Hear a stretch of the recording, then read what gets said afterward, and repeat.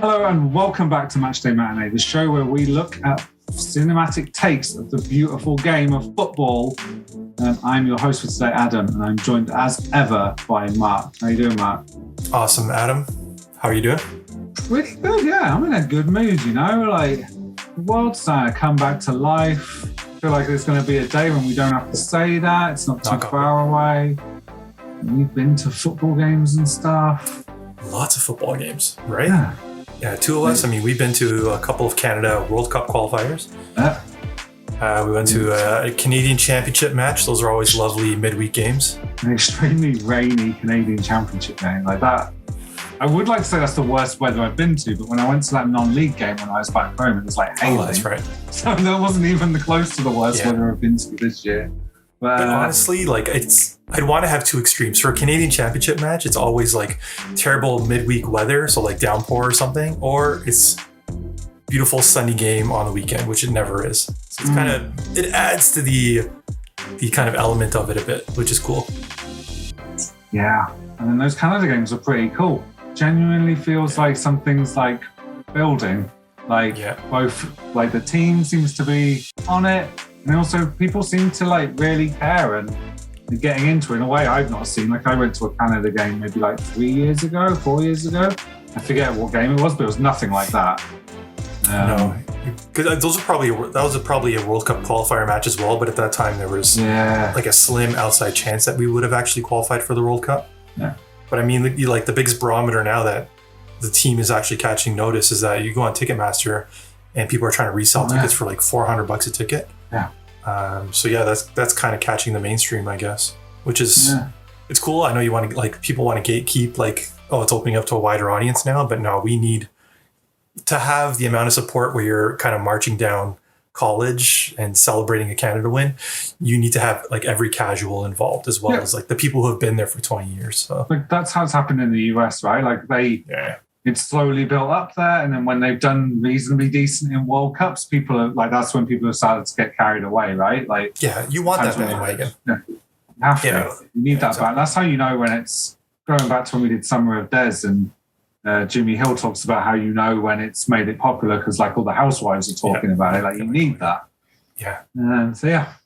But like the thing that's so, and I don't want to say awkward, but just it's a barrier for it to grow is Canada is so massive, and you have matches in Toronto and you're growing this atmosphere and this culture, and then you move the World Cup qualifiers to say like Montreal or BC Place in Vancouver, and suddenly it's a different set of fans with different chants, and this is their first game in a while, right? So it's almost like you're starting from zero again.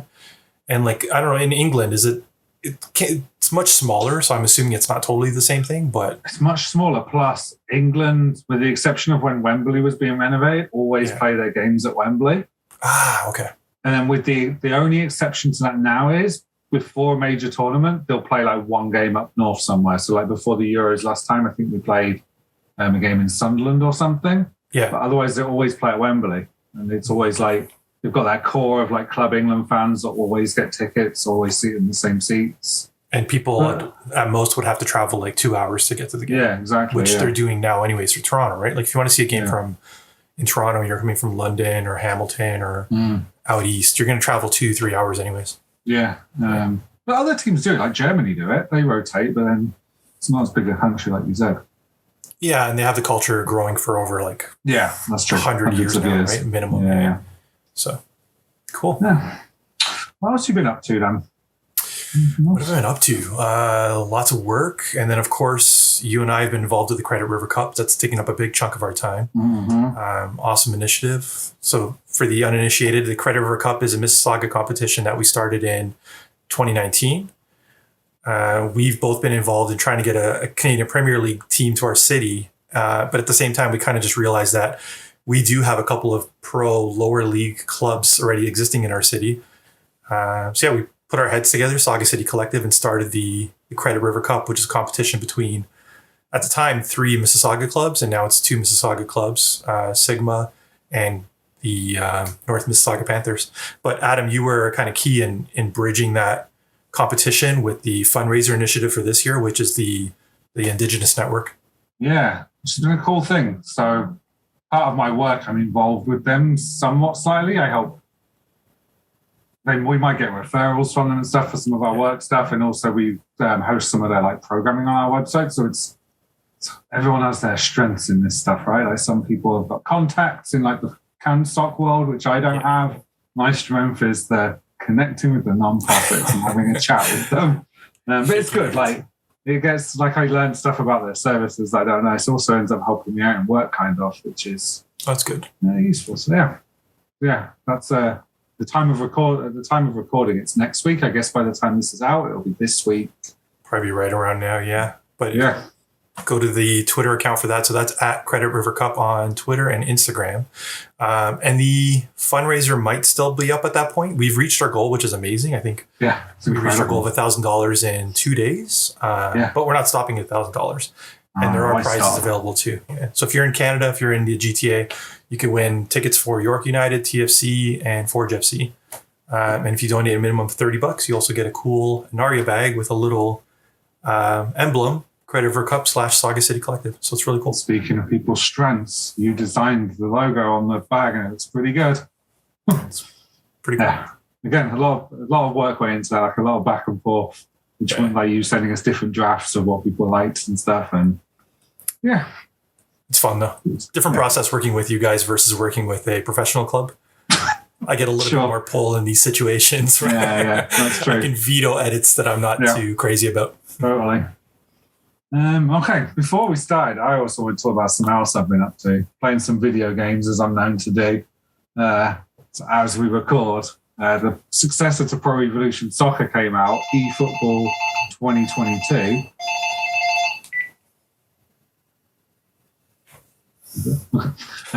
eFootball 2022 came out. I streamed it on my Joypads for Goalpost Twitch, and there's a video up on YouTube. I've not played such a bad game for such a long time. Is the gameplay back? Okay, so I've seen everything on Instagram of players' arms flopping around, Ronaldo's face that looks worse than that bronze statue from 5 years ago, Messi whose eyes are almost literally, like the pupils are almost literally touching each other. So is the gameplay as bad as the visuals? Yeah, there's not. So let's start at the beginning. Okay. So they brought out as a free-to-play product, so I think they've given up that they can sell like a $50 to $80 full price thing depending on where you live. Okay. It's free to play. So last year they have their own version of FIFA Ultimate Team. It was actually kind of decent. Like, you could get pretty far without spending money and it was okay. So I was interested to see. I was like, cool, maybe they will add some more microtransaction stuff because they still want to make money. None of that's in the game. They took out their Master League mode. Literally all you can do is play local multiplayer with 8 licensed teams. Okay. And then you can play online 1v1 against random people with any of the teams in the game, including all the unlicensed ones. And that's it. So it's like a glorified demo at this point. You can spend $51 and buy a premium pack that gives you access to more teams to play in local, but that content isn't coming until November. But you can still pre-order it now, and that's like a deal to get it for $51 at this point. So they took away the $69 game product and then charged $51 to put back part of it. Yeah. And then presumably the rest of all the microtransaction crap is coming afterwards. See, they got people's hopes up. I think it was last year because they said, we're not putting out a new product for 2021.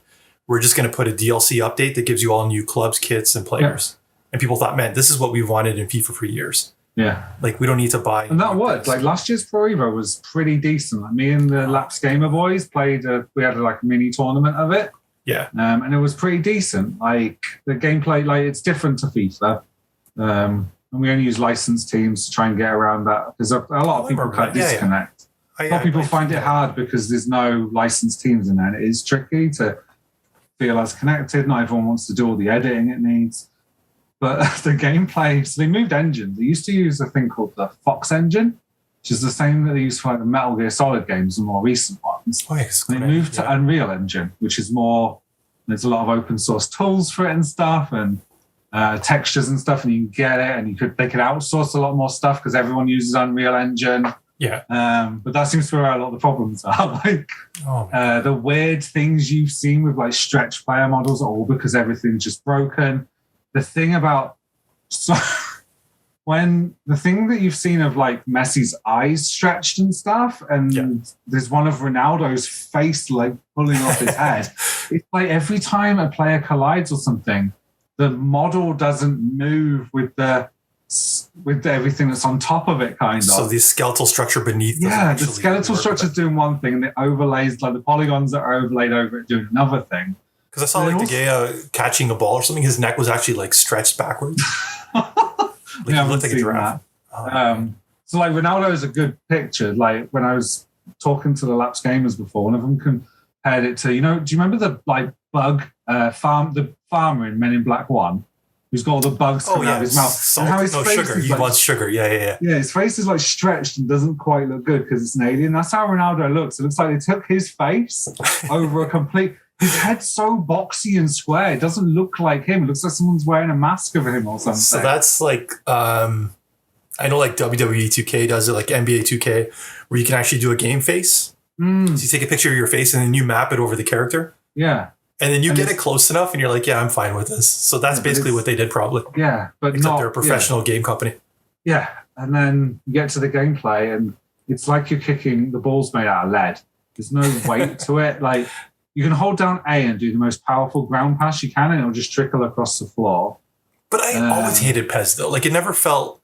Yeah, it doesn't ping us round as much. The ball's always had more weight in PES than it always felt magnetic. Yeah, I can get that.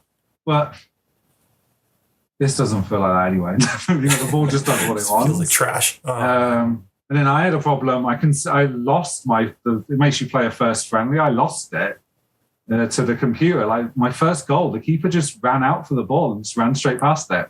And I've been looking on Twitter and a ton of people have been posting that, like one-on-ones, where the keeper will come to meet it and then just like, they'll turn around and walk around the player, but not get the ball. You can't seem to do slide tackles like at all. Otherwise you get booked every single time. Like even if you launch this? It's just, I don't get it. And it's, so it's become the worst rated game on Steam ever because it's just got all negative reviews and the number of negative reviews far outweighs anything positive. It's just complete trash. So we're talking worse than like No Man's Sky or apparently, or like worse than all of I guess Cyberpunk when that launched all broken and people giving it bad reviews. Wow. I haven't seen no one's giving it any like good praise at all. Like people are genuinely struggling. It'd be one thing if it had limited modes and played really well, but the fact that it's got limited modes, plays like trash, looks like trash. I can tell you one good thing they've got actually that's new. And this shows there was some intention. They put ball boys around the edges of the pitches. So actually retrieve the ball. Yeah, like and the camera will like kind of follow the ball and you'll see a ball boy go and get it, throw it to the player. But FIFA has that, doesn't it? Nah, FIFA, the ball just bounces back or like appears next to them. Somebody will grab the ball and throw it to the other player. I've seen that. I know for sure. Ball boys, is it? Maybe it's not ball boys. Maybe it's like people on the sideline. Or maybe.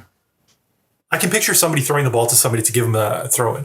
I feel like when it's a throw-in on FIFA, it always kind of cuts, like fades to black, almost cuts back. No, there's like a 30-second animation.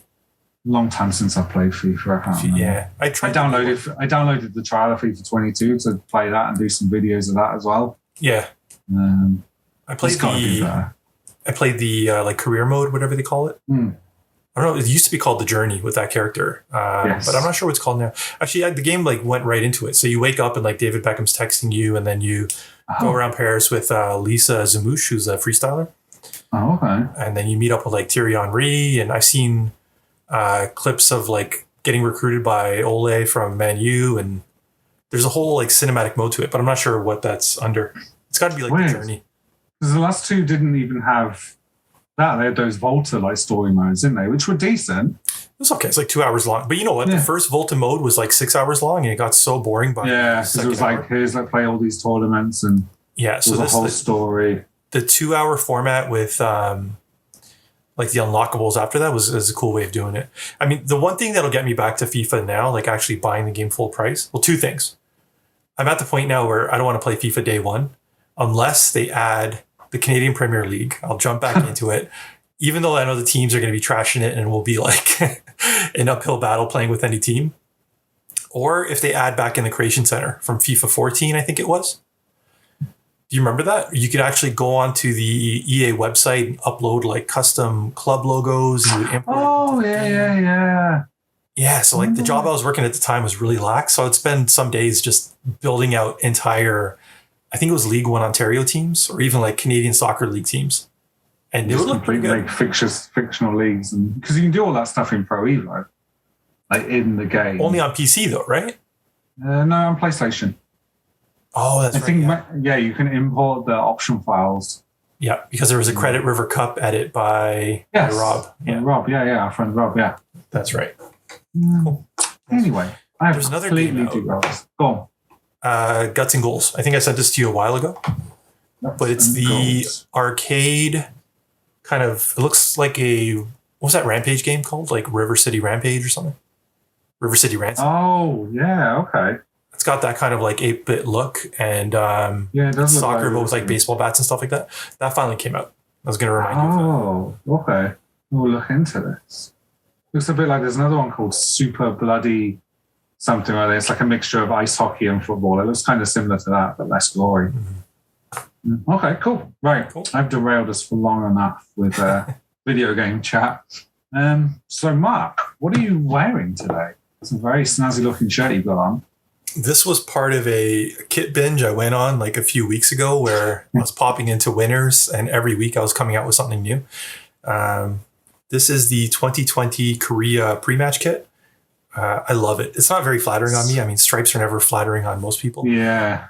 But it's awesome. A very nice kit. Yeah. Very breathable. It's a little bit of it's not really symmetrical. It's got like a nice breathable strip on this side. So they put a bit of effort into it. On the back, it has some Korean writing, which I'm not sure what it is, but it's probably not offensive. And this is part of like Nike's whole kind of refresh for them in 2020, I think it was. I love when Nike does that. Like when Nike I think they took Nigeria in like 2018 and gave them a whole new look and lineup. So they did the same thing for Korea. So I'm really hoping Nike takes Canada in the next couple of years and gives them that love. Rather than just probably the basic templates. At that point as well. Yeah, their templates now are terrible, right? Yeah. Yeah. The women's one has a pretty cool like leaf look. Yes. You've seen that? Yeah, I have seen it. And same with, they did the same thing with the women's England shirts for a while. The women's England away kit was like a deep dark red with like roses, like red roses on it. It looks so good. That's cool. But the men didn't wear it, right? Men didn't wear it. The men just wore a template, whatever. I forget which year it was, but it was a template kit for sure. Yeah. And then now the women's have gone, they're wearing the same templates as the men right now.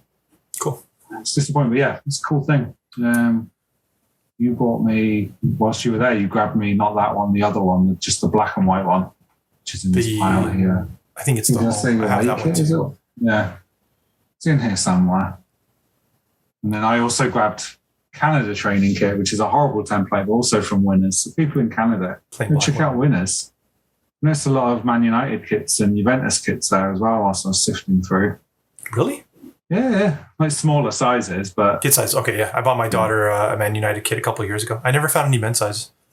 I did find years ago. Downtown? I have I think it was the 2013 one that had the blue and the black stripes. Oh, yeah. I got that one at Winners. That's one of my favorite kits. Ooh. What do you got on? I finally found an excuse to wear the Golden Grail shirt today. This is the one. Oh.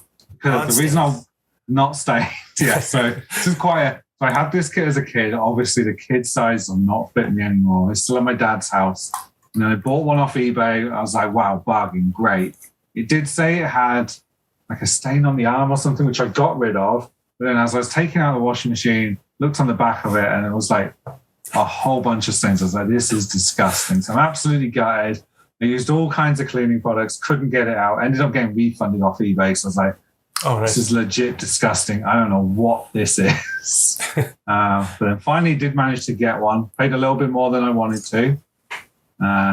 But it is the 1994 to like 96 Portsmouth away kit. It's half red, half black.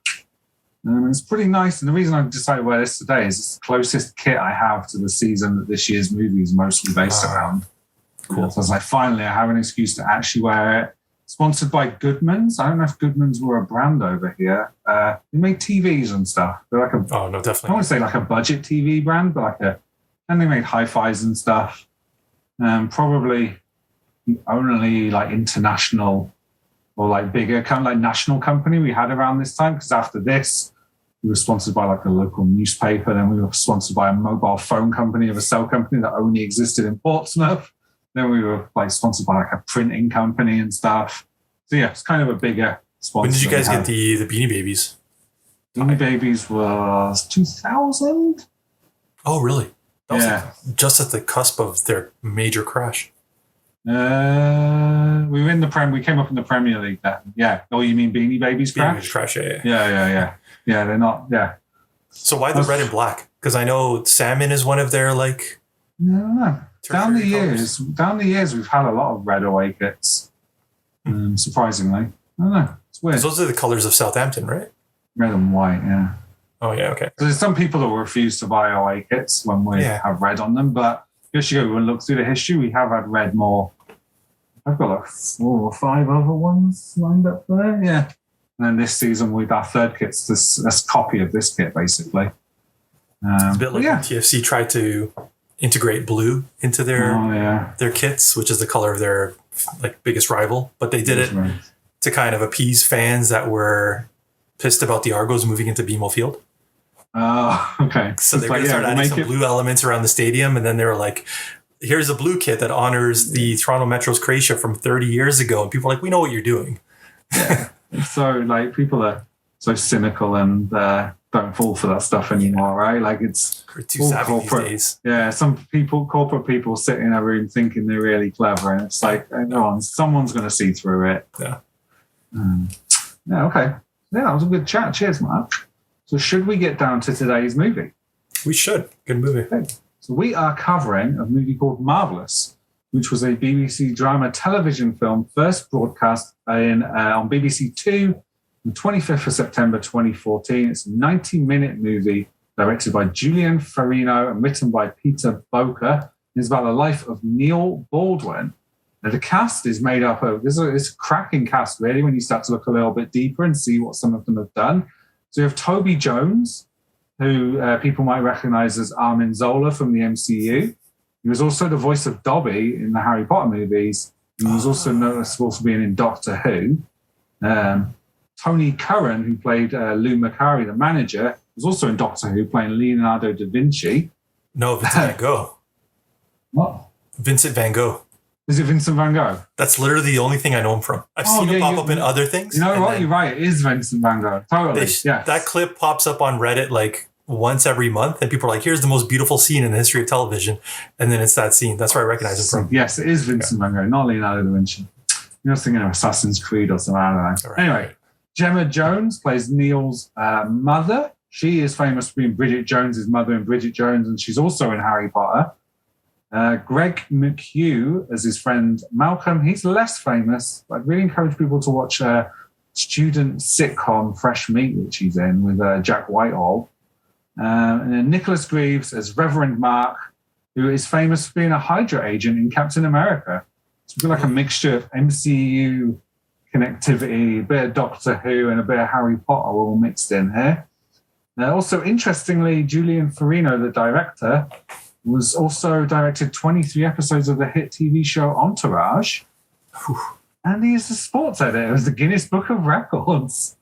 Is he? It's crazy, yeah. And then I looked him up. He used to be a presenter on a TV show that was around in the 80s and 90s, in England, called Record Breakers, which was really famous. And it just have like people coming on doing like stupid records, and then they kind of do like features and recaps on like serious records, but people would be coming in on the show and be like, I don't know, how many Maltesers can you eat with a chopstick in a minute and shit? And yeah, so it's really cool. Get how Guinness is still around, the Guinness Book of World Records. Yeah. Also cameo appearances as themselves by Neil Baldwin himself, Norman Barrett, Gary Lineker, Lou Macari, and Uriah Rennie. Okay, so we're going to get into the plot here. So there's quite a lot to it. The film is broken up into many different chapters, but basically it starts with elderly, real-life Neil Baldwin talking to Toby Jones, the actor, and asking him about his life story. We go through his life story, and in very simple terms, he's employed as a circus clown, then he gets made unemployed. he, through sheer tenacity, gets a job at Stoke City as the kit man under Lou Macari. And we kind of get a real insight into the genuine warmth. Like, Neil Baldwin is a man that loves Stoke City. He loves Kiel University, volunteers there. We kind of follow his journey through that season with Lou Macari as the manager and some of his struggles through life. He moves out of home, racks up an $800 bill looking after his budgies. His mum sadly passes away and he deals with that. And then we kind of deal a little bit with the aftermath of his life once Stoke City's over. And that's basically the plot. There's a lot more to it.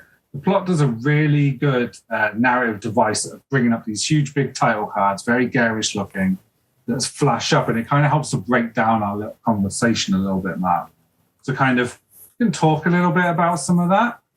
So then just see where our conversation goes about the highlights. Kind of like Neil, we'll just crash into different things. And yeah, like you've kind of mentioned that there's a lot of British things in this that you have questions for. So I'll go through my notes kind of as through each of the sections and we can kind of have a chat. And you can tell me when you are confused. Or we can talk about moments in the movie. Let's talk moments in the movies. I'm sure the confusing British stuff will come about naturally. So the movie has a really good opening. It starts with Neil, the meta starting. So we want to talk about this. So there's two ways you can take this. So it's Neil Baldwin, the actual real person, talking to his younger self, or is it Neil Baldwin talking to Toby Jones about his portrayal of him in the movie? Because there's a few weird times when, we'll get into it when we talk about some of the Footy Flicks later, but Toby Jones says to him, did it actually happen like that? And then Neil Baldwin will be like, no, it didn't happen like that. It's weird. They're often sat in a sofa, sometimes on football stands. Yeah. And I can't tell which it's meant to be. And I wonder what your view was. I can't tell if it's meant to be older self reminiscing with younger self, or if it's genuinely meant to be him talking to the actor. I think the entire movie is just genuine and earnest. And I think it's just meant to be, we're not trying to do any crazy plot device where he's talking to himself in his head or anything. It's just basically, this is Neil Baldwin and he's talking to Toby Jones, the actor who's portraying him in this film. But my question is, was any of that scripted? Or do you think it's literally Toby Jones just asking Neil Baldwin as Neil Baldwin a question, and then Neil Baldwin is just off the cuff responding? Because it really seems like that. Yeah, it doesn't seem scripted at all. Because I think he gives very short, like, answers, like somebody with developmental difficulties might do, right? Like, if not, he's doing it very well. Like, it looks genuine, yeah. Like, if he's actually acting, then fair play to him. He's got the attitude that's portrayed in the movie where he just showed up on set before the director yelled action, sat down next to Toby Jones and is basically asking him a question. He's like, yeah, sure. I'm going to go grab lunch now. And he just gets up and wanders off. Like, the way the movie portrayed him is exactly the way he's acting here. So I would hope it's not scripted. But yeah, I've never seen that before in a movie where the person that's being portrayed just shows up, right? Yeah. Well, they might show up in a cameo as somebody else. But that's okay. As a little throwaway, like, oh, this is a biopic about this person and the actual real person was in it in the background doing this or something. Kind of like you're right. Pele, he shows up in the lobby during like one of the cooler scenes of the movie. Yeah. But it's always cheeky, like, oh, there's the real guy. It's kind of like a Stan Lee cameo, right? Whereas this is like a wink at the camera, but this isn't that at all. Yeah. So we meet Neil as we hear the song Delilah from Tom Jones, which is a bit of a weird song, very dark song if you look up on Wikipedia what the lyrics are about. It's about a woman being murdered, am I right? Yeah. Something along those lines, right? Yeah. And then this was picked by the Potter supporters because they were told not to chant anything vulgar. And they picked up this as something kind of ironic because I Googled, there's a few songs in this movie that I Googled just to learn the lyrics, and I'm sure we'll get to the other one. What's it called? Enjoy Yourself. It's Later Than You Think. Oh, yeah. But yeah, and I guess Delilah lends itself to being a terrorist song, right? It's very catchy, repetitive. You can sing it. Like kind of how like Seven Nation Armies become a thing now because everyone goes, da, da, da, da, da. It's simple. Yeah. We join him at the beginning of the film in the circus. He's a circus clown, a pretty good one, making kids laugh and stuff. And but his pay's short, and then his boss, who's clearly abusive to him, says, well, you're short, so we're all good. And it's obvious Neil's been taken advantage of, and he quits. He's like got morals, and he knows what he's worth, and he's worth whatever a clown should be paid, so he quits. This is where, so he gets picked up by a priest, and we really see like the innocence. And part of the theme through the whole movie is Neil hitchhiking his way everywhere. It doesn't matter where he's going, he'll wait, and knowing that somebody at some point will come, like trusting on the goodness of others, which doesn't always exist. And that comes up in the movie. If somebody asks him, like, you can't just get things by asking. And I don't remember his exact response, but it was kind of like, sure, you can. Like, it doesn't hurt to ask. Yeah, it's his friend Malcolm who picks him up at some point towards the end of the movie. And he's like, well, what if I didn't come by? And he's like, yeah, but you did. And he's like, but what if I didn't? He's like, well, somebody else would. And it's just like, it's so funny. Like, we can get into it later, but like, we don't talk much about our work lives on the show, but I worked like a large part of my career, pretty much all of it has been in like social services, but in particular developmental services. And I have to say that his like portrayal of an adult trying to navigate the world who's clearly got special needs is like spot on. Some of the things, some of the way of thinking is exactly like I've had students before go and stand outside of building thinking, well, taxis always come past here. One will come, they'll come from the event. She's like, what do you mean? You didn't even call it. Like things like that. Just naive. Naive, I guess optimistic. Yeah, like optimistic and like an innocence that you wouldn't expect in an adult, like you'd normally see in a child, right? That just follows their parents around. Yeah. But because they've still got that lived-in experience of so many years of life, like there's still, it's like it's built up in a way. It's really hard to articulate. It's like built up in a way. Like they've got years of experience, but don't necessarily learn from it all. You refuse to accept the worst. There's one phrase that his mom, actually it wasn't his mom, I think it was Macari, just asks him, how are you so happy all the time? Yes, I wrote that down somewhere.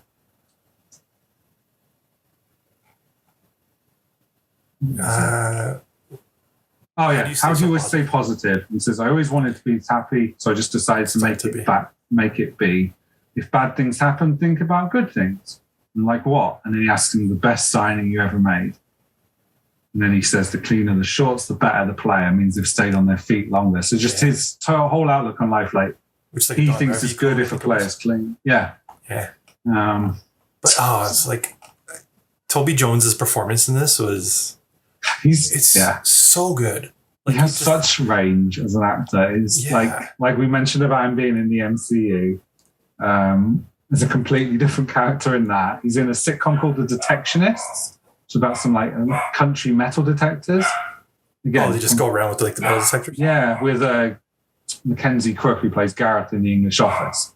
Completely different type of character. Nothing the same at all. Very like educated, articulate man. And he just nails it's like two extremes of the other. It's so good. And it's kind of funny, like he looks nothing like Neil Baldwin, but I think they're both kind of odd looking in a way that they're just a bit left of center, and it just works in that sense. It works. Yeah. But no, he's amazing. Like he just plays him as so just kind of unassuming everywhere he shows up, right? And his presence is so disarming to everybody that he encounters that he just gets what he wants because he asks. He puts himself out there, right? Yeah. And when he's driving with that priest at the beginning, and there's a really profound moment where the priest is like, by the way, your mum's not been well. She hasn't got long left. And he says, like, none of us have. That's why we've got to make the most of it. And like, whether he intends that to be or not, that is deeply profound. It's like, yes, in the grand scheme of things, our lives are so short. We have to make the most of it.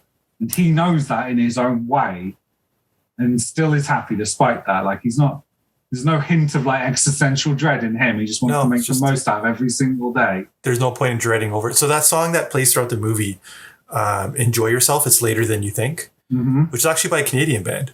Oh, is it? Yeah, I wrote it down. Guy Lombardo and his Royal Canadians. It might be Guy, I'm not sure. But yeah, Enjoy Yourself, It's Later Than You Think. And it plays it multiple times throughout the movie. And it's like, it's one of those like cheery, like ukulele songs. But when you really listen to it, it's kind of like Neil's quote. It's really beautiful, but at the same time, it's really dark. It's telling you like some of the lyrics, like you never go to nightclubs and you just don't care to dance. You don't have time for silly things like moonlight and romance.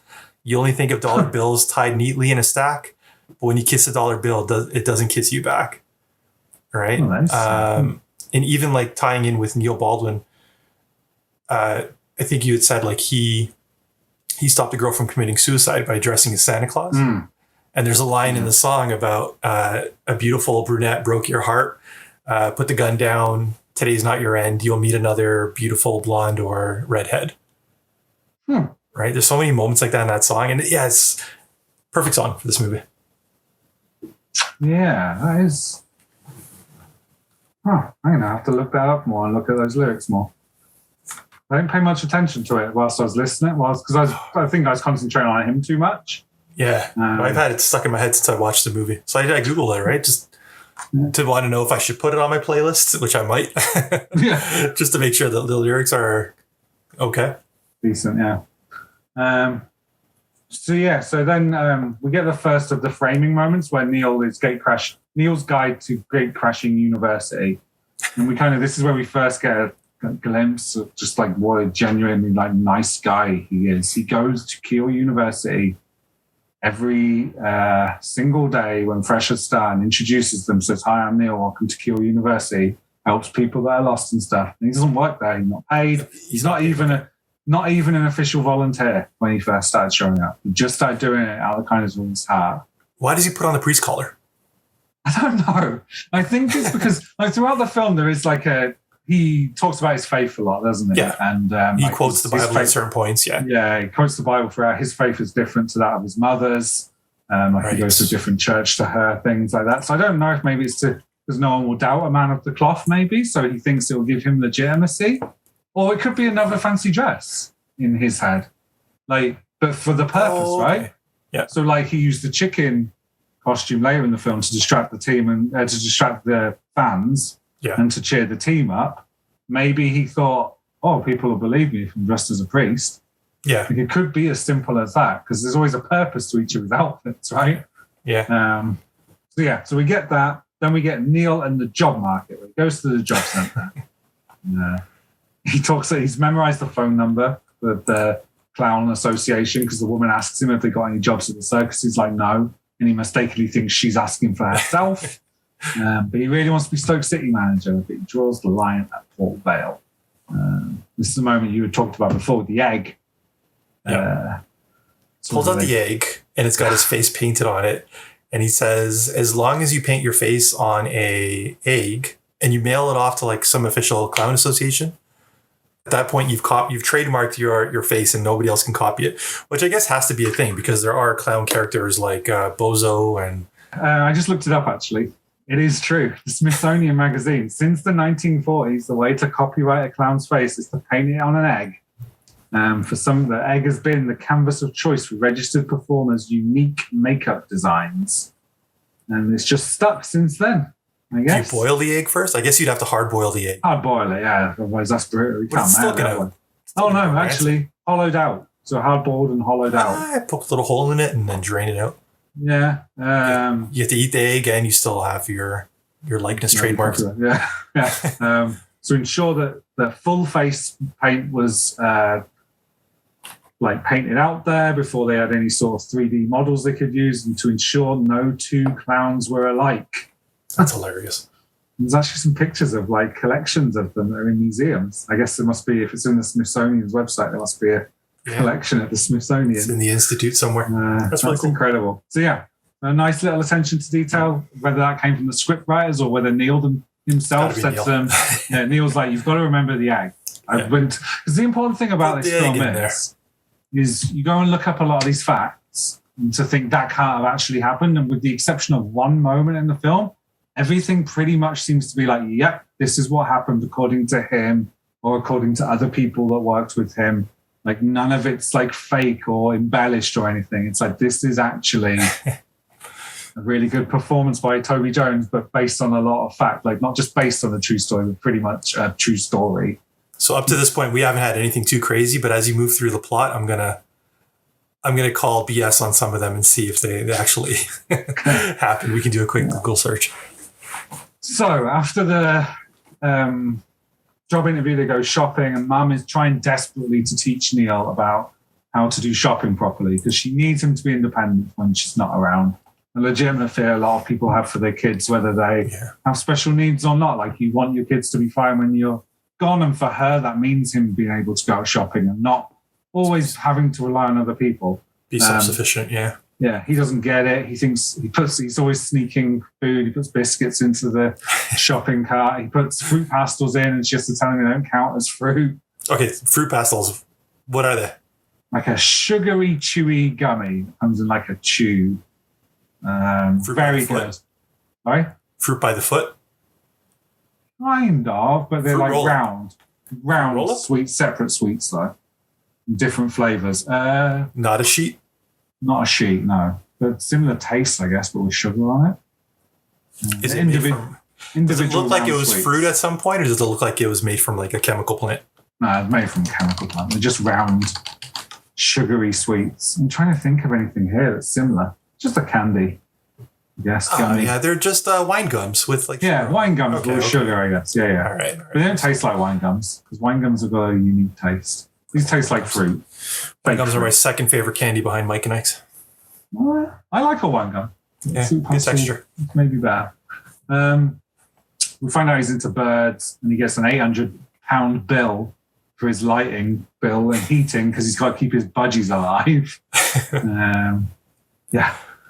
So then next we have Neil Baldwin's Guide to Crashing Parliament. So he decides to go to the House of Commons. It's quite a funny moment here, actually. He tells somebody he's going to the House of Commons and he's dressed as a clown. And the guy just goes, yep, figures. Kind of speaking to politicians being clowns. He goes to see Tony Benn, former Secretary of State. He asks if he can leave him a note, and he does get to speak to him. And this meeting did actually take place as well. Was it Tony Benn? Tony Benn, yeah, B-E-N-N. I thought it was Tony Blair for some reason. That would have been a little bit before his time. Okay. This would have been the Conservative government prior to Labour taking over that time. So he goes there, and then he comes back and tells his mum where he's been, and he says, don't worry, it'll all pay off when I get the Stoke City manager's job. And she's like, Lou Macari already got it. What do you want about?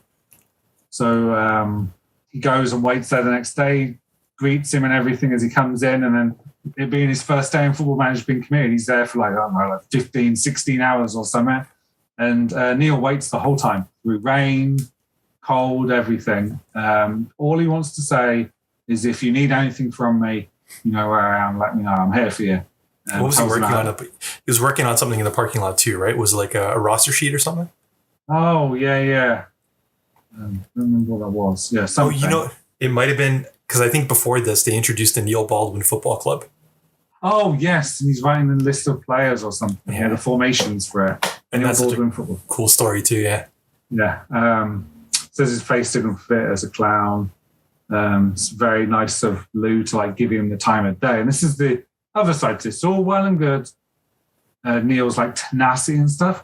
But there's also an element of fortune to his story, that there was enough people around that didn't just tell him where to go. Lou Macari could have been like, oh, okay, this is the guy that's a little bit off kilter and is going to be here every night. And he could have just said, nice to see you, Neil, and walked on, but he didn't. He saw the value in Neil and thought, I need somebody like you. I'm going to give you a job.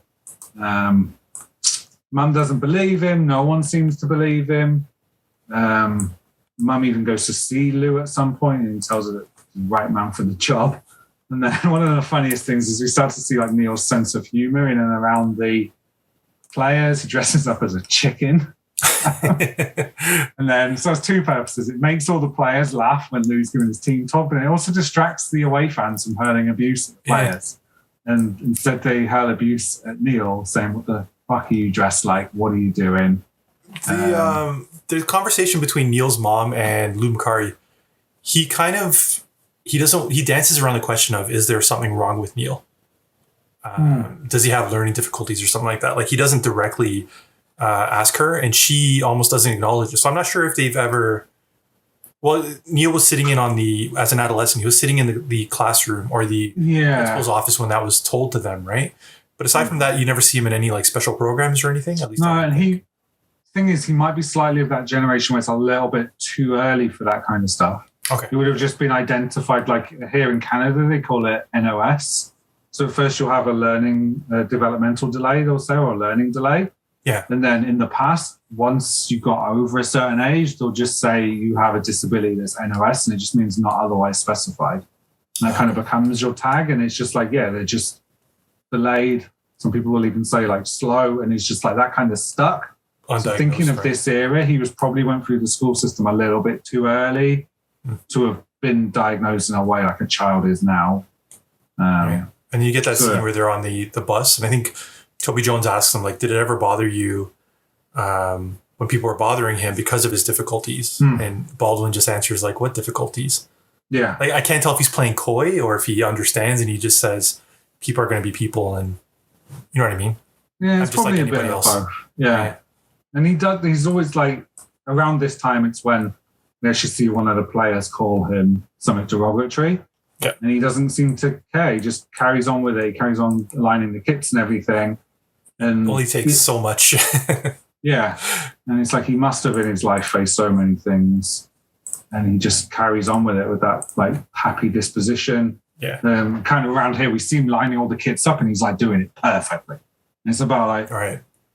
So I used to work in like it was called pre-vocational program. So it was trying to find people employment.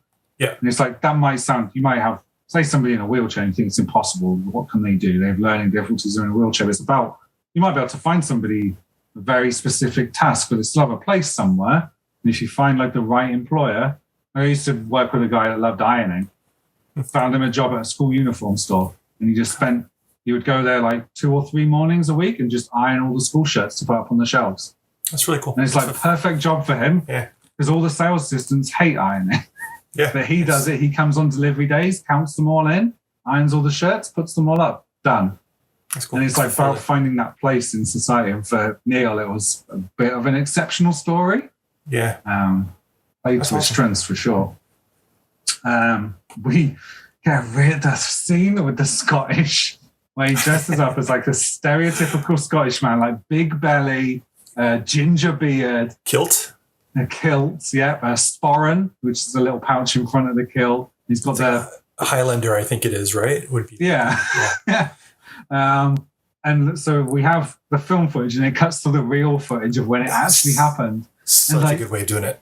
Lou McCurry is being interviewed on TV by the local TV. And he's just there stood behind him. And you can't see his face. You can just see the stomach and the kilt.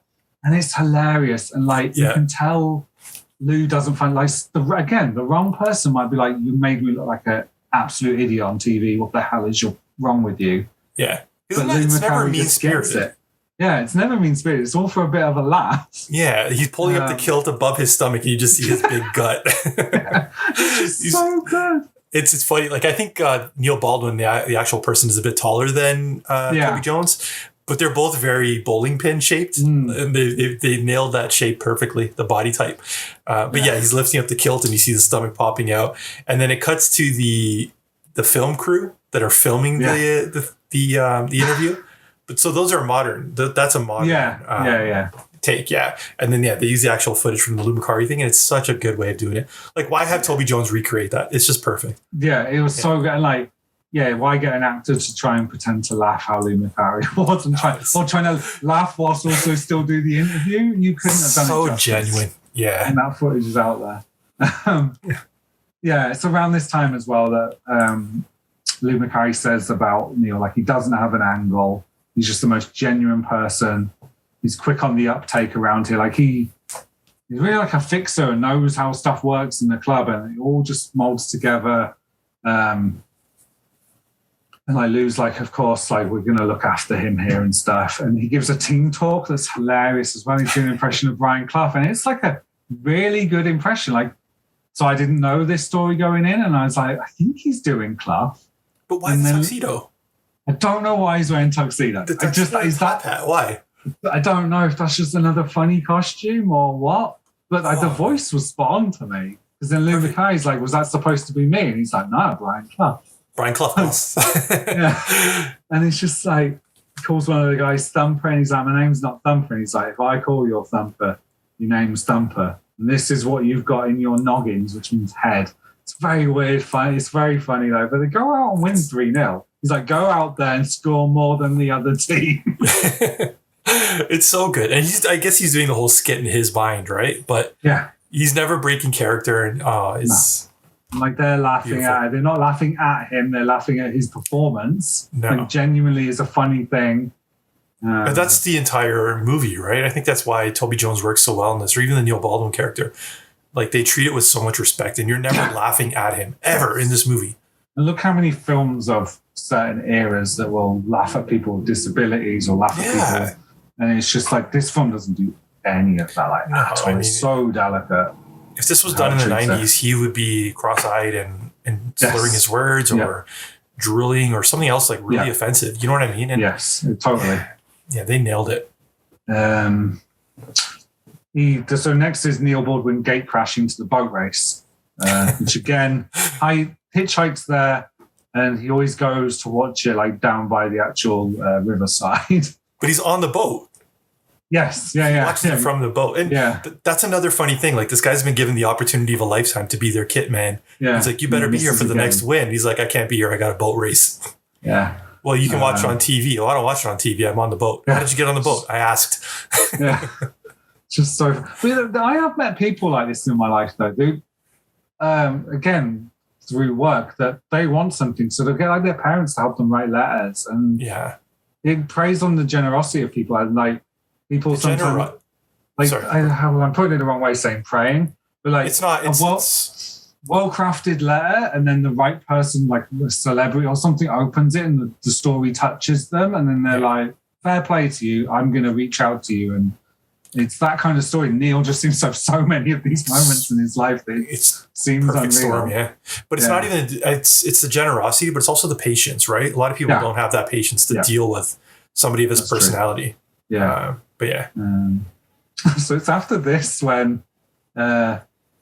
Somebody says a comment to Neil, so he decides to steal all their boxer shorts whilst they're playing. Oh, right. He's saying the boxer. Well, what did he say?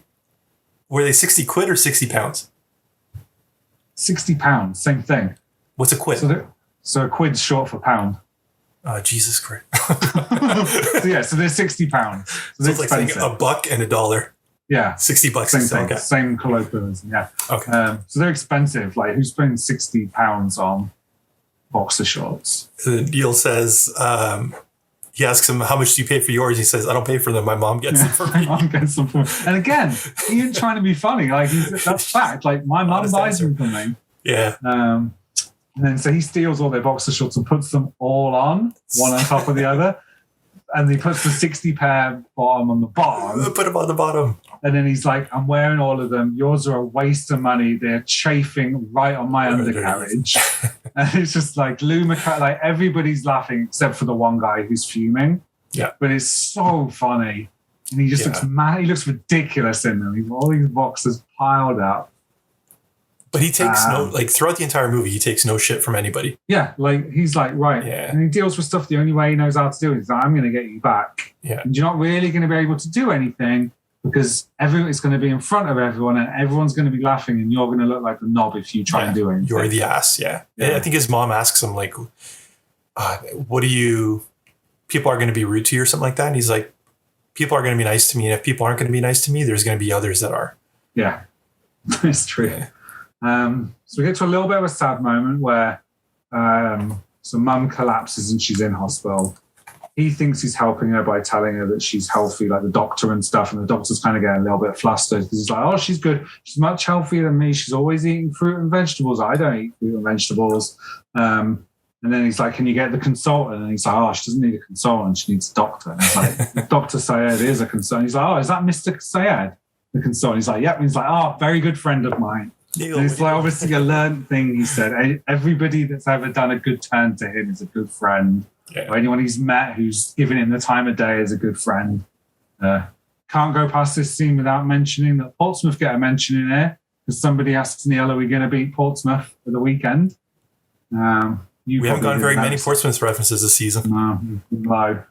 But yeah, so just again shows Neil's like a force of nature that people just know him and like Dr. Syed sees him and he's like, oh, Neil, tells him that mum's had a heart attack and to be strong. This is like maybe the fifth or sixth time we see his mom kind of take a moment to collect herself. And there's always that pause where it's like, is she finally going to die here? But no, she keeps going. Yeah. He talks about praying, and then Neil's like not bothered. He's like, you go pray too, because you pray to a different God. And he's like, the more the merrier, everyone who's praying. And then he's like, we'll have her home in no time, which is another kind of repeated phrase. And Dr. Said's like, no, she probably will have to live somewhere else. And he still replies, we'll have her home in no time. So it kind of shows, it does show he doesn't quite understand it. And they're pretty good at, a lot of these things are like learned behavior, like stock phrases that people learn to say. So Comfort every other time almost. it's got like if people repeat them ad nauseum, it's called like echolalia, where you just repeat them even out of context. At least he's learned to say them in the correct context. But it's still all again. He'll always say about anybody being hospital, we'll have them home in no time. Same thing over and over. It's just kind of learned, no matter what somebody is saying back to him. This is where Lou asks him how he stays so positive, and he says he's always wanted to be happy, so he just decided to be happy. Bad things happen, thinks about good things. And Lou's like, what? And he's like, think about the best signing you've ever made. Yeah. Lou doesn't answer him there, but in a really sweet moment later on, when Lou leaves the club, he tells him, the best signing I ever made was you. And it's like incredible. It's just like a very touching moment. One of many. Yeah, he goes out and does the shopping and buys a whole bunch of junk and then takes this to his mum, and she's like, what have you bought all this for? I've never eaten any of this stuff. But that's such a childlike thing to do when your mom sends you to the store with like $5 and you come back with like comic books and utter garbage. Yeah. So at this point that Lou Makara also quits to go to Celtic, and Neil's clearly shook up but still goes to work very diligently. They ask him if he needs time off, and he's like, nah, why would I need time off? Neil says, would you like me to come? And he says, no.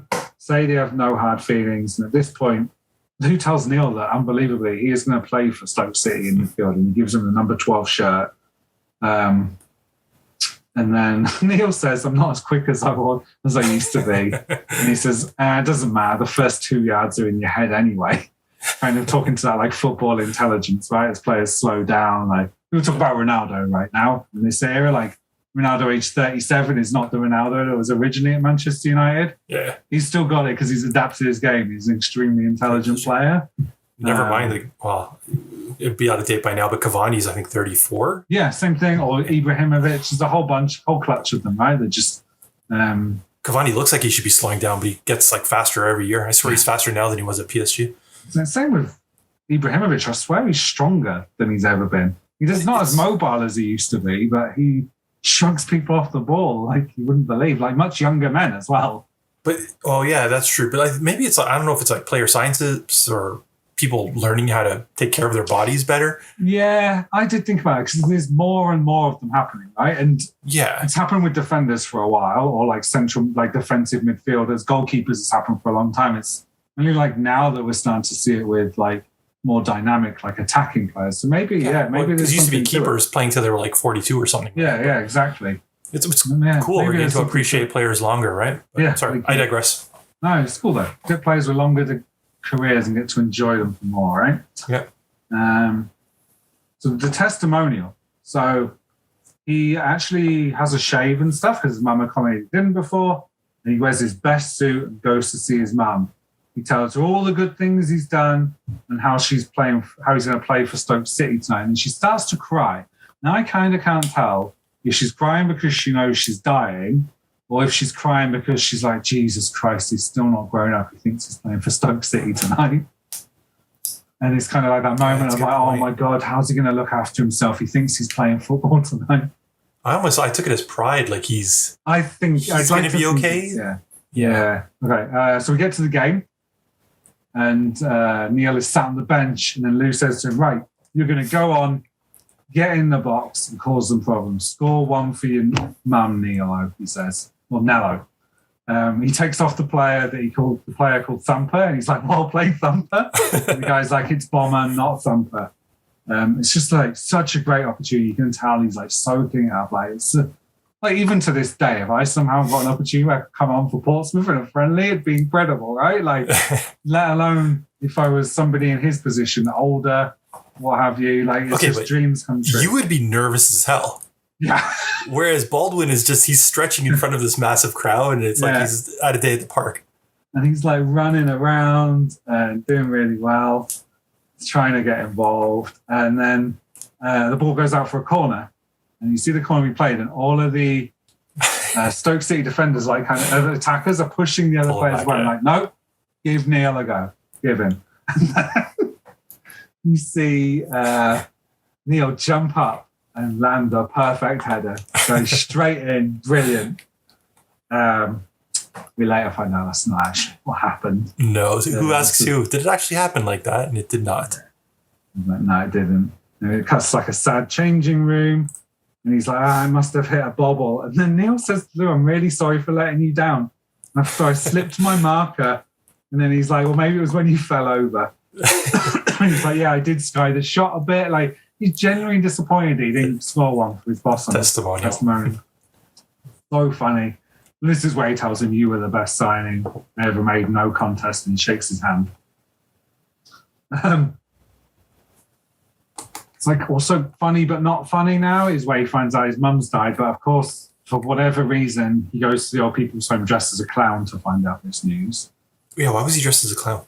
I don't know. It's kind of weird. He's definitely moved on after that, right? And he goes as a clown, and he's got the tears down the side. Yeah. It makes me wonder, is that a moment that perhaps didn't happen? That was meant to show sadness or something that he... So we don't actually see sadness from him until later. He kind of says, and again, another repeated phrase, he keeps asking people that he's doing okay, right? Yeah. And everyone's like, yeah, you're doing okay. Gives a really nice eulogy. Definitely a tear-jerking moment. I don't know if that scene has already happened. So he goes to the home. He finds out that his mother has passed that morning, and he had already rang at that point. They told him that she was fine to come in. When he goes in, he speaks to the steward of the home. It doesn't sound like the news affects him, but then he goes home and he kind of sits in his couch or his sofa, and he finally breaks down. And that's one of the most heart-wrenching parts of the entire movie. And again, like really, like Toby Jones is in character for this whole film, does a fantastic job, and to somehow find that from somewhere, he's just points to his merits as an actor, like, and the performance again, right? Because it's just like, this is not the character you're playing, but for right now, we need to show this incredibly. It's such a contrast from what we've seen for like the last 80 minutes, right? Yeah. So yeah, we kind of here, and we do get a sense he's struggling a little bit. Joins the choir finally. Now he has time, but he's like struggling. Struggles to buy the groceries and pay for them properly. Right. But he keeps asking people, "I'm doing well, aren't I?" When it's clear he isn't. This is where Malcolm says to him, like, he gets picked up late night from choir, and his friend Malcolm happens to drive past, and he's like, what would you have done if I didn't come? And he's like, well, somebody would have turned up. And he tells him, you can't rely on everyone turning up for you all the time. And he's like, well, yes, I can, because you did. And he's like, well, if I didn't, like, somebody else would. At this point, Malcolm calls a friend. You don't really know who it is at this time. And he says he has a favour to ask. And then, we haven't really talked about this, but Neil tried to set up his own football club called Neil Baldwin FC. The Neil Baldwin Football Club, yeah. And he's gone back to the university, and the team is a real thing. And a whole bunch of players are there to show up. And then one of the players, he's like, I play in midfield. And he's like, no, I do. I play midfield. and then he's like, who are you to say? And then Neil's kind of like, well, you'll have to speak to the chairman. And the camera cuts across, and it's Gary Lineker. So this isn't actually real. It was not Gary Lineker. It was Kevin Keegan. Was it? So, I was reading an article in The Guardian where they tried to reach Gary Lineker, and they couldn't. He wouldn't reply to them and let him know either way. So Kevin Keegan admitted to it. Was actually the chairman. Kevin Keegan was actually the chairman of the Neil Baldwin Football Club. So why wouldn't they use him in the movie? I don't know. Maybe he didn't want to be in it or something. It is weird. Oh, fair enough. Kind of a like for like replacement, right? Yeah, picked somebody of that era, kind of, and. So the other thing is, though, the reason he picked Gary Lineker is because he's actually a friend of Gary Lineker's. Somehow. Yeah. Somehow in life, he became friends with him. He's also friends. That was where I found out he's also friends with the Archbishop of Canterbury. And he was also friends with Prince Edward. Which one's Prince Edward? He's friends with Prince Edward. So that would be Prince Charles's brother. Like, not the one that recently died. No, that's Prince Philip. That's his dad. Prince Edward is still alive, actually. I don't know why I said was friends. I should say is friends. Prince Edward is like the second or third child, I think. So his mum's the Queen and Prince Philip. Prince Edward isn't the one that can't sweat, is it? No.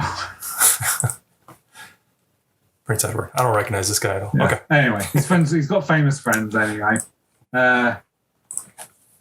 So we get that. Uriah Rennie shows up to referee a game. We're getting an all-star game of Peel students versus an all-star team, which did actually happen. Lou Macari played in this team.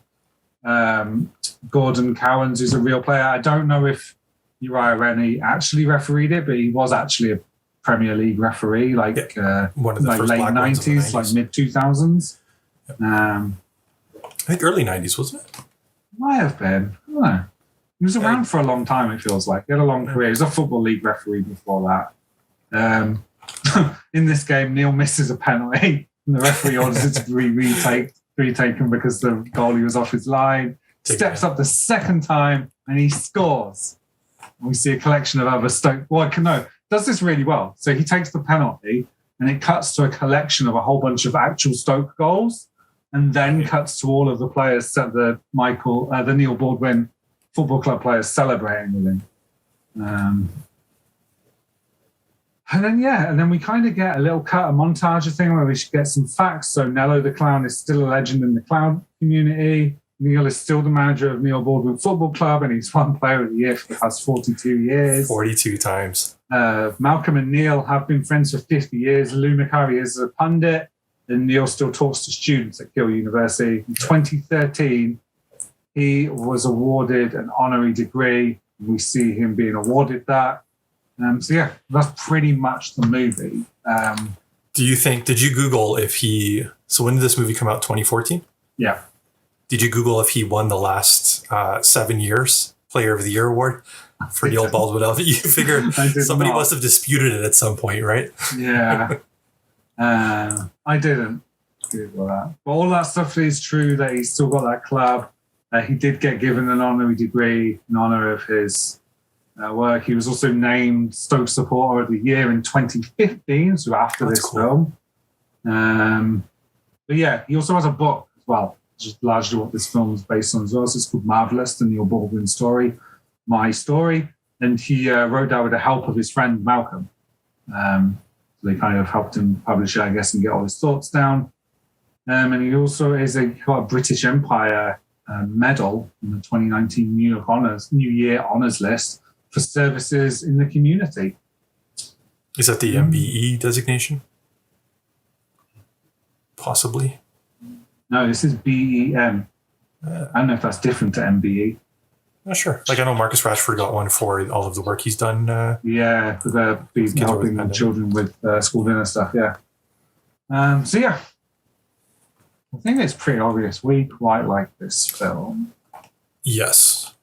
For me as well, it's the first time we've watched a film that has anything vaguely to do with like my career and stuff. It's not something that I often see in films in general, right? Or outside of what we talked about, how it's poorly depicted. Yeah. I just think it's like really brilliant at showing the wonder of life through like Neil's lens, it's properly sent me down a train of thought about stuff because I work with a lot of like-minded individuals, so I kind of don't think about a lot of my stuff. It's like society today in 2021, right? We talk about diversity a lot, but we talk about it in like terms of race or country of origin and stuff, or gender and things like that. Don't necessarily talk about diversity and include. It's like it's not palatable almost to think about people with disabilities as a type of diversity to celebrate. Yeah. I think this film does a brilliant job of celebrating that. I guess it's called like neurodiversity. So like celebrating that he has something to give the world, right? Do you think he's just like he's just like the tip of the iceberg. There's so many other people out there that have something to give if only they have the like right people around them. I think it's like a very hopeful story. Like it's such a different perspective. Do you think that's because it's almost they don't have that voice themselves to kind of totally call for that inclusion, right? Yeah, like a huge part of like my job now is like working with families and stuff where the parents are having to be such a strong advocate for their child because they know they can't be. And if they're not an advocate for them now when they're like newly diagnosed or as they transition into adulthood, who's going to be there for them later in life to advocate? And if they don't do it now and set the groundwork in. Yeah. And then the other thing is like, got me thinking like people see the disability and struggle to see past that, right? Like you see somebody in a wheelchair perhaps and have a conversation with them. If they can't hold the conversation with you, kind of that's all you see and you think there's nothing. And it got me thinking about like people I've worked in the past, like worked with a guy in a wheelchair who was also mute, but had one of the like wickedest sense of humors of like anyone I've ever met.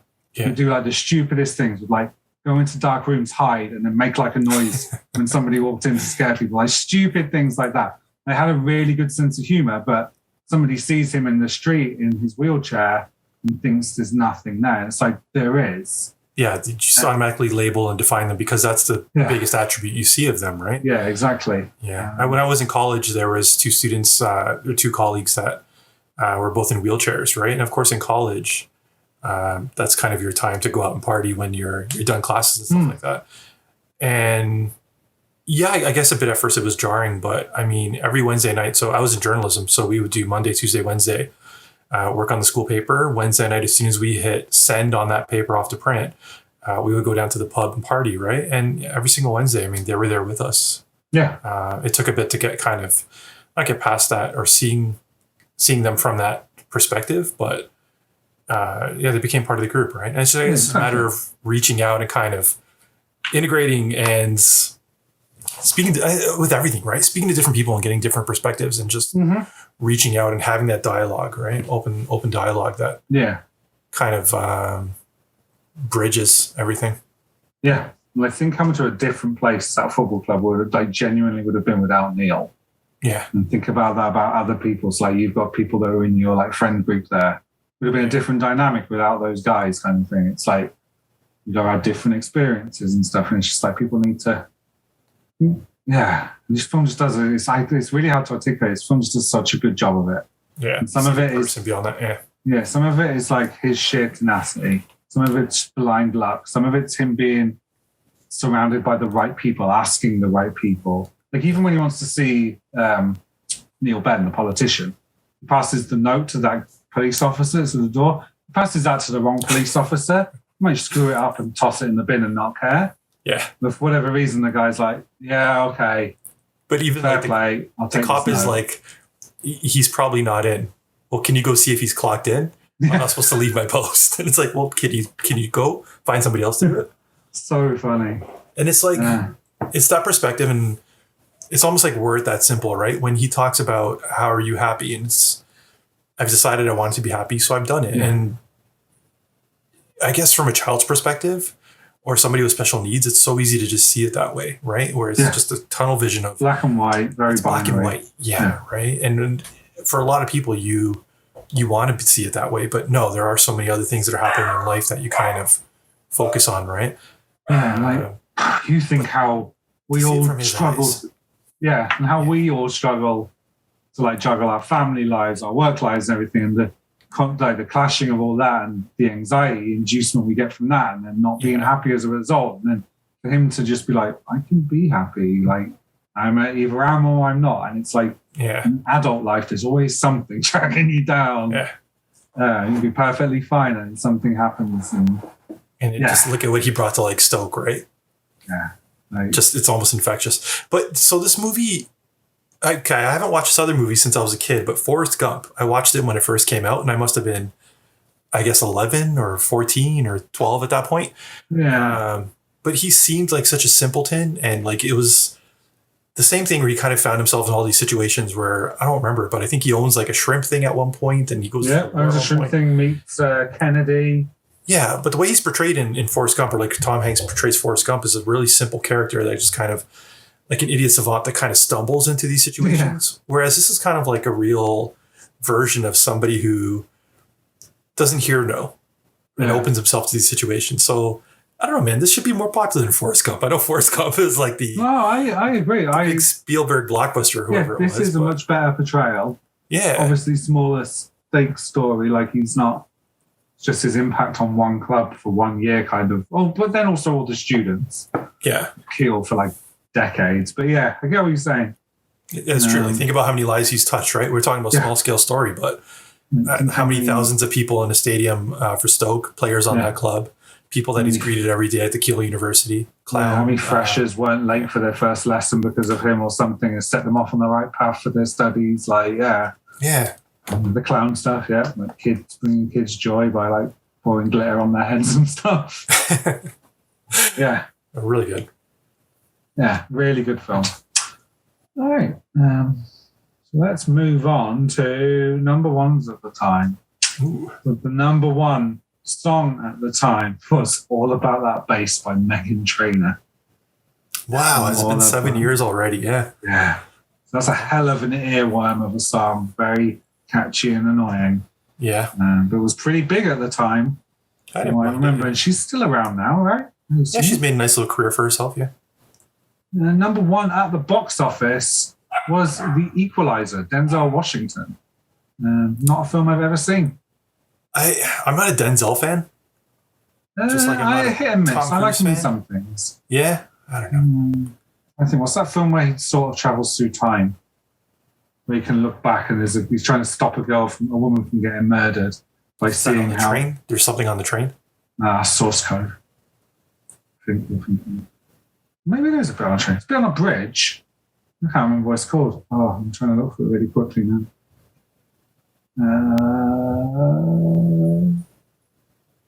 Come to me if I can find it. I don't know. Isn't the Equalizer a TV show now with Queen Latifah? Yeah. Out of Time is the film I'm thinking of. 2003's Out of Time. Denzel Washington. Yeah. Anyway, move on from there. Video games in that week. Actually, coincidentally, FIFA 15 came out that week. The first next-gen version. Yeah, which is the whole reason I bought an Xbox, actually. I bought the game before I had the Xbox. I didn't buy the game, but I had the game before I bought the Xbox. I won a code on some internet giveaway thing. A digital code. And then I was like, I had couple of friends already had Xboxes here. So I was like, screw it. I'll get an Xbox. Then I've already got FIFA. I may as well. Yeah. Stuck with them ever since. I think Xbox had a Black Friday sale. So I bought FIFA 15 for like $39.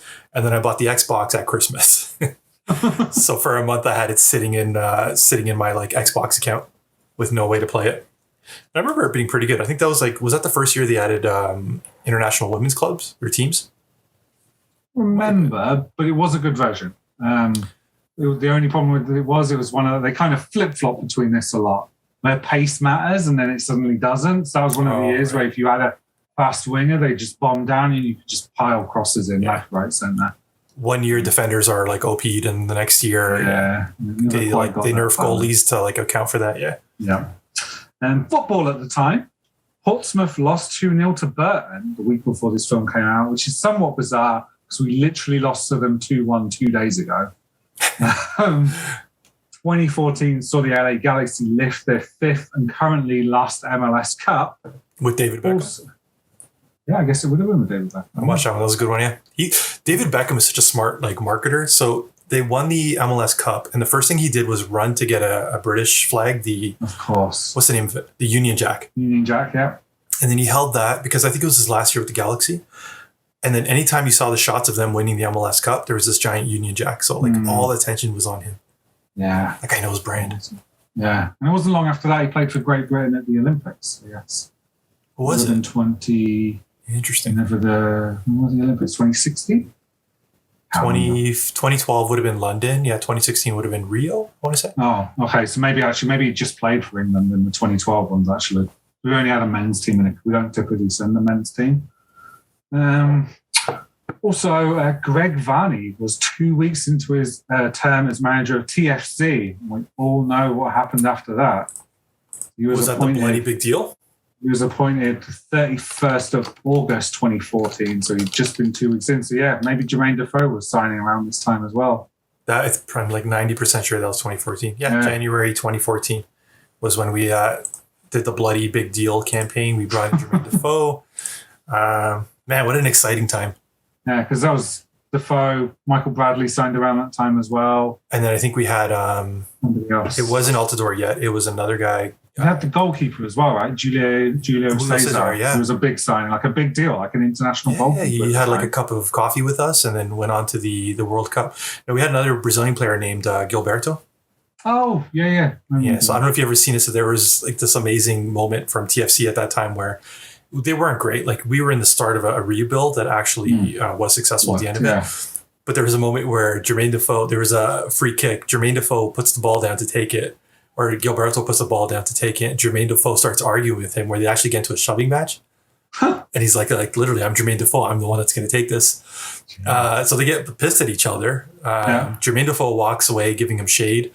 Gilberto nails like the cleanest rocket you'll ever see, right? Mm-hmm. Scores, and then Jermaine Defoe runs up to him and he's just like, just smiling, ear to ear grin, like, yeah, you got me, I'm an idiot. So bad year, but we had amazing Onyx kits that year. I don't know if you've seen those. Those are the ones with like the maple leaf pinstripes. Oh, yeah. Another one. Yeah, I have one framed here actually with Bradley's signature on it. Mm-hmm. 2014 was a cool year. It was the start of a rebuild and then better things ahead. Yeah. It was also the year that Germany lifted the World Cup in Brazil. The tournament, probably notable for that 7-1 thrashing Brazil. That was insane. That was a moment. I remember watching that live at work, and then the next day, I remember I listened. I was driving home because I really wanted to catch it, and I was like, "I'll get home before there's any goals and get home before the second half." And I'm just listening on the radio, and I'm like, "What the hell is going on? Why am I stuck in?" Like, I think I was on like Steels in Brampton, like stuck in traffic. I was like, "Why am I stuck in traffic on Steels listening to this on the radio?" We watched that at work. We had a giant projector set up, and we were all watching in disbelief. And then the next day, people kept uploading the highlights to Pornhub and titling it like "Seasoned Germans Punish Young Brazilians" or something really like saucy like that. But yeah, that was a moment. Funny. So that's it for footy at the time. So now on to Footy Flicks. Yep. Isn't a hell of a lot, but what there is in there is pretty damn good. Like we get quite a few training scenes, which seem for the most part they don't resort to that let's only show their feet trick. They do. It is a lot of the actual actors doing stuff, and they're doing simple stuff because it's training scenes. But it looks decent. It looks high energy enough. And then we see the odd little bit when like Neil's on the sidelines and stuff, and then we get his big match. There's some bad green screen in like the testimonial match, but there's one shot of Neil just standing there, just completely like schlumped, waiting for the header to come in, waiting for the corner to come in so he can head it. Love that one shot. I'll put that one shot on our Twitter or Instagram at some point because it's just hilarious. But you know what I really liked? So the green screen was pretty bad in the Stoke stuff. But then when they did the Neil Baldwin FC stuff at the end, it seems like they just threw a ball at the actors and were like, just mess around. We'll film you guys just messing around. Yeah, that's true, actually. And I guess because it was just on a field, right? There's less pressure. Some of the green screen was, especially for that goal, the bit where the defenders are all clearing the attackers are clearing the defenders out of the way. That's pretty bad. They all kind of stand out in a weird way. It doesn't look like there's no depth. Yeah. Right? They're all composited very clearly. Yeah. You can tell is in a studio, the lighting is just completely wrong because there's no floodlights coming down on them where they'd be like a bit overexposed. Yeah. But no, those scenes with the Neil Baldwin FC stuff where there was no choreography or anything, it was just guys go have fun with Toby Jones for a while. Yeah. I thought really those were cool, Any other Footy Flicks you want to mention? No, that's about it. I mean, there didn't need to be a ton of stuff. This was about the Kit Man versus the the players, right? So I thought it was enough. Okay, so we will move on to ranking. So, we have the rankings here. From the bottom, My Summer with Des, number 5. Number 4, Baggio, the Divine Ponytail. Number 3, Soccer Dog. Number 2, Looking for Eric. Number 1, Rudo Yipusa. Where still funny that Soccer Dog's so high. I can't see it hanging around in third much longer. But can we? I think last season we ended up bumping Shaolin Soccer down a bit. Yeah. There was a movie that we were really high on last season too, and we were like, "What was wrong with us at this point?" But Soccer Dog was hilarious. Sure. The only thing that might beat Soccer Dog in the rankings is Soccer Dog European Pup. But we'll get to that bridge when we cross it. So getting ahead of ourselves. Ahead of ourselves. So Marvellous. I know where I'm going to put it. There's only one place it can go for me. Right at the very top. Top of the table, yeah. Yeah. Good. It literally took me, I think, 2 minutes to fall in love with this movie. Just when it opens up with the Delilah scene at the choir. Yeah. They took like maybe a minute to go through his like adolescent years and go right to Toby Jones as Neil Baldwin. And it's just perfect, man. It's such a good movie. I couldn't think of any way to improve this movie, really. No, other than special effects we just talked about, but that's not even the focus of it. Who cares? Yeah. Like, it's so inconsequential. That's not and it's also a fake moment. Like him scoring that header didn't happen. Right. So it doesn't even really matter. Like, you can dismiss it as it's a dream, it's uncanny valley or something. It's not meant to 100% true. Oh yeah, so they should have added some or Diamantino, the amazing soccer scenes in Diamantino where it's like all pink fluff. Smoke and pink fluff, yeah. They just added a bit of smoke or something. Yeah, lean into it even more. Yeah. So that was a very quick ranking. So let's just talk bigger picture. Do you see this film as being like up there when we come to doing the whole merging of rankings again? On the master list. Yeah. We're talking like Summer of 92 and Damned United, our 2 previous champions. You see this film as being a contender up there with them. So what's number 3? I think this is going to be oh man. It's hard. Is this better than Damned United? I don't know. I don't think it is. Do you know why? So I watched this film, thought, okay, this is like 1 or 2 for me. But then I listened to Balls on Film, did an episode on the Damned United like 2 weeks ago, I think it was. Listened to that episode and I was like, you know what? Damned United is a bloody good film. So yeah, I'm not sure. I think it'll be an interesting discussion when we get to that point. Because Summer 92 also has a ton of heart. Tons. Yeah. But it also blends that really well. With very heartfelt moments as well and stuff in there. It's got comedy. It's got, the football scenes in that are amazing. And yeah, the character moments are also really well done. Yeah. So it's not like you can automatically leapfrog. No. That movie. I think it'll be a hard discussion. Yeah. Have you been keeping track of your master list?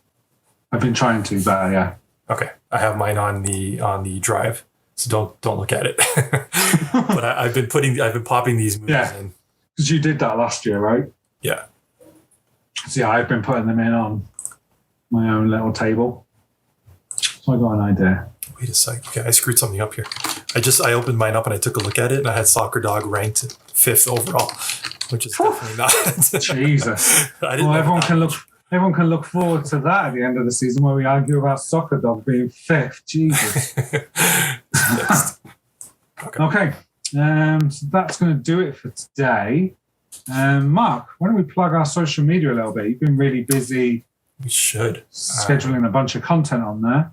Yeah, we have tons of new followers. I think I was really trying to limit who we were following and stuff like that, and we were trying to go after a certain audience. And then Adam, you were saying go after podcasters, and I was like, no, they're just promoting their own podcasters or their own podcasts. And kind of made sense what you said. Like anybody who listens or makes their own podcast is probably really interested in listening to podcasts. So we have like 400 followers now, which is awesome. That's awesome. And it's really cool because like I've started listening to Balls on Film. Yeah. There's the Field of Dreams guys as well. And they're both really good shows that I'm now probably going to listen to weekly. Yeah, so we've stopped trying to go after the football fan and realize that we want to be part of the community. And like shout out to Field of Screens. We've engaged with them like on numerous times now. Those guys are great. Listen to their show if you haven't already, but they're always plugging our stuff. We return the favor, and they've also kind of introduced us to like way more podcasters out there who are talking about like other horror movies, sports movies, everything. So it's been cool. But yeah, on our Twitter and our Instagram, we're putting a lot of new features out there. We're doing Starring 11, which is the player versus the actor. So right now, I think we have like Bobby Charlton on there. And then how he looked portrayed as Jack O'Connell. We're going to have Baggio on there soon with, I can't remember his name. I think it was something Arcangeli. Angelo Arcangeli, maybe. So yeah, you get a cool comparison of how the actor looked versus the actual player. And yeah, just putting more stuff on there, like what we're watching right now, released on this day. So I think it was on a few weeks ago, maybe about a week ago. Mike Bassett, its 20-year anniversary. I cannot believe that. Which is insane, right? Yeah, so we're going to do lots of cool stuff like that. Try to feature more movies, not just the ones that we've watched, but put out feelers out there for what people are interested in. I mean, funny enough, we put up a picture of Green Street Hooligans on Instagram. And that got like way more likes than I was expecting. So people just love to see a picture of Green Street Hooligans, I guess. And if we ever do review that movie, that'll be another like 16,000 views one. We'll take it. Funny enough, yeah. So don't think the sequel will get many views. Yeah, so follow us on Twitter, follow us on Instagram. That's all we have right now. I don't think we're getting into the TikTok game quite yet. But if you're listening to this, also subscribe. I think you need to hit the bell to get notifications of when we're back on. But and just engage with us. We want to know if you like the format of the show, anything we're missing. Do you want to hear more trivia? Do you like hearing about stuff that's happening at the time of the movie's release? Like, give us feedback. Let us know what you guys think of the show and what you want to see in the show. Helps us get better. Exactly. And what guests do you want? Yes. Give us your guest wish list. Where can people find you, Mark, as well on the internet? I'm at A3Football on Instagram and Mark83 on Twitter. This one. I am Joypad Goalposts on both. I actually put a video on my YouTube channel today about eFootball that we talked about earlier. So yeah, check that out. And I'm putting some FIFA 22 stuff up on there hopefully tomorrow night. Yeah. Sounds good. Yeah, all right. So that's it. Thank you very much for joining me, Mark. And from the Theatre of Dreams to the Terraces, we are Matchday Matinee. Thank you very much for watching. Good night.